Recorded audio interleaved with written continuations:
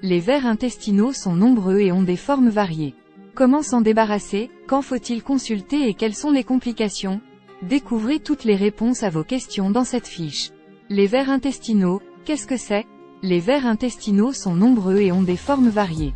Le plus fréquent en France, l'oxyure, est un petit ver blanc, entre 5 et 10 mm, qui vit dans le tube digestif. Son nom scientifique est Enterobius vermicularis. Mais il en existe bien d'autres. Le ver solitaire est dû au ténia du porc, Ténia solium, ou du bœuf, Ténia saginata. En France, on estime à 0,5% la population contaminée par le Ténia saginata.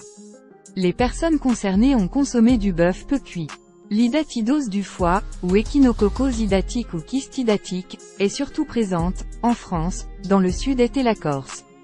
Elle est transmise par un parasite du chien ou des canidés appelé Echinococcus granulosus. Le parasite, une fois dans l'intestin, traverse sa paroi pour aller s'installer dans le foie où il provoque la formation de kystes. Il peut aussi s'installer dans les poumons. La douve du foie, transmise par les bovins ou ovins souillant des végétaux ingérés par des humains, fait éclore les parasites dans l'intestin pour qu'ils cheminent ensuite vers le foie où ils s'installent. L'ascaridiose, liée au parasite rond nommé Ascaris, rare en France et dans les pays tempérés, est très fréquente dans les zones tropicales. Elle peut être à l'origine de toux, de vomissements et de diarrhée. Le ver impliqué peut mesurer plus de 10 cm. Adulte, il vit dans l'intestin. Ses œufs peuvent se trouver dans de l'eau souillée ou des aliments mal lavés. Tous ces parasites ont besoin d'un organisme hôte pour vivre. Lorsqu'ils s'installent dans le tube digestif, on parle de parasitose intestinale. Les maladies provoquées par les vers intestinaux peuvent être très variées. Les vers intestinaux pénètrent dans l'organisme tout simplement par la bouche.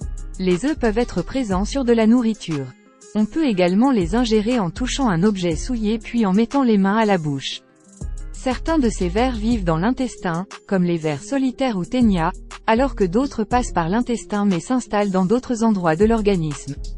La suite de cette fiche traitant des vers intestinaux sera consacrée aux oxyures, vers intestinaux vivant dans le tube digestif. Pour des informations sur le ver solitaire dû au ténia, reportez-vous au dossier vers solitaire. Zoom sur les oxyures. Les infections dues aux oxyures sont très fréquentes. Elles ne provoquent très souvent aucun symptôme. Certaines personnes souffrent de démangeaisons autour de l'anus. Les vers sont minces et blancs, de petite taille, entre 3 et 12 mm. Les femelles pondent des œufs qui vont se loger autour de l'anus, ce qui peut provoquer ces démangeaisons anales. Les oxyures concernent particulièrement les enfants. Ils se transmettent les œufs les uns aux autres.